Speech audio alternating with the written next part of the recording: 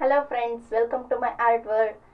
ಇವತ್ತಿನ ವಿಡಿಯೋದಲ್ಲಿ ಒಂದು ಔಟ್ಲೈನ್ ಡ್ರಾಯಿಂಗನ್ನು ನಾನು ನಿಮ್ಮ ಜೊತೆ ಶೇರ್ ಮಾಡ್ಕೊಳ್ತಾ ಇದ್ದೀನಿ. ಇವತ್ತು ಇಲ್ಲಿ ಕಾಣಿಸ್ತಾ ಇದೆ ಅಲ್ವಾ, ಈ ಒಂದು ಪಿಕ್ಚರನ್ನು ಔಟ್ಲೈನನ್ನು ಹಾಕ್ಕೊಂಡಿದ್ದೀನಿ. ಇದನ್ನು ನಾನು ಪೇಂಟ್ ಮಾಡಲಿಕ್ಕೆ ಅಂತೇಳಿ ಗ್ರೀಡನ್ನು ಹಾಕ್ಕೊಂಡ್ಬಿಟ್ಟು ಔಟ್ಲೈನನ್ನು ರೆಡಿ ಮಾಡ್ಕೊಂಡು ಇಟ್ಕೊಂಡಿದ್ದೀನಿ. ಈಗ ಇದು ಹೇಗೆ ಡ್ರಾ ಮಾಡಿದೆ ಅಂತ ಹೇಳಿಬಿಟ್ಟು ನಿಮ್ಮ ಜೊತೆ ಶೇರ್ ಮಾಡ್ಕೊಳ್ತಾ ಹೋಗ್ತೀನಿ. ನೀವು ಯಾರಾದ್ರೂ ಈ ಚಿತ್ರನ ಡ್ರಾಯಿಂಗ್ ಮಾಡಬೇಕು ಅಂತ ಇಲ್ಲಿ ಇಷ್ಟಪಟ್ಕೊಂಡ್ರೆ ಇದನ್ನು ನೀವು ಔಟ್ಲೈನನ್ನು ಈ ರೀತಿ ನಾನು ತೋರಿಸ್ತೀನಲ್ಲ ಅದೇ ರೀತಿನ ಡ್ರಾಯಿಂಗ್ ಮಾಡ್ಬೋದು. ಈ ರೀತಿ ಡ್ರಾಯಿಂಗ್ ಮಾಡಿದ್ರೆ ಪರ್ಫೆಕ್ಟಾಗಿ ಬರುತ್ತೆ. ಈ ನನ್ನ ಡ್ರಾಯಿಂಗ್ ನಿಮಗೆ ಇಷ್ಟ ಆಗಿದ್ರೆ ಲೈಕ್ ಮಾಡೋದನ್ನು ಮರಿಬೇಡಿ. ಹಾಗೆಯೇ ಶೇರ್ ಮಾಡಿ, ಕಮೆಂಟ್ ಮಾಡಿ.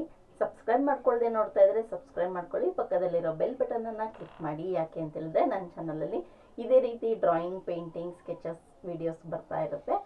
ಅದರಿಂದ ನಿಮಗೂ ಕೂಡ ಯೂಸ್ ಆಗ್ಬೋದು ಅಂತ. ಬನ್ನಿ ಹೇಗೆ ಮಾಡಿದ್ದೀನಿ ಅಂತೇಳ್ಬಿಟ್ಟು ನಿಮ್ಮ ಜೊತೆ ಶೇರ್ ಮಾಡ್ಕೊಳ್ತೀನಿ.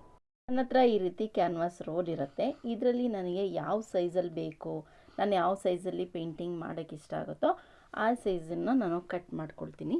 ಇದು ನನಗೆ 12x8 ಸೈಜ್ ಬೇಕಾಗಿತ್ತು. ಹಾಗಾಗಿ ನಾನು ಕ್ಯಾನ್ವಾಸನ್ನು 12x8 ಸೈಜಲ್ಲಿ ಕಟ್ ಮಾಡ್ಕೊಂಬಿಟ್ಟು ಗ್ರೀಡನ್ನು ರೆಡಿ ಮಾಡ್ಕೊಳ್ತಾ ಇದ್ದೀನಿ.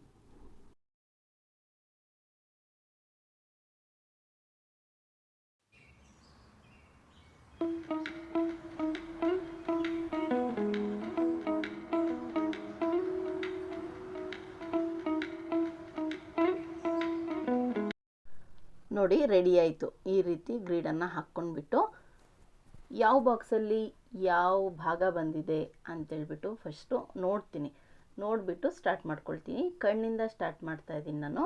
ಇದು ಯಾವ ಬಾಕ್ಸಲ್ಲಿ ಬಂದಿದೆ ಅಂತೇಳ್ಬಿಟ್ಟು ನನ್ನ ಹತ್ರ ರೆಫರೆನ್ಸ್ ಪಿಕ್ಚರ್ ಇರುತ್ತಲ್ಲ ಅದನ್ನು ನೋಡ್ಕೊಂಡ್ಬಿಟ್ಟು ನಾನು ಔಟ್ಲೈನನ್ನು ಹಾಕ್ತಾ ಹೋಗ್ತಿದ್ದೀನಿ. ಇದು ಯಾವ ಚಿತ್ರವನ್ನು ನಾನು ಬರಿತಾ ಇದ್ದೀನಿ ಅಂತೇಳ್ಬಿಟ್ಟು ಯಾರಿಗಾದರೂ ಐಡಿಯಾ ಇದ್ದರೆ ಬೇಗ ನಾನು ಡ್ರಾಯಿಂಗ್ ಕಂಪ್ಲೀಟ್ ಮಾಡೋದ್ರಲ್ಲೇ ಕಮೆಂಟ್ ಮಾಡಿ ಹೇಳಿ ನನಗೆ.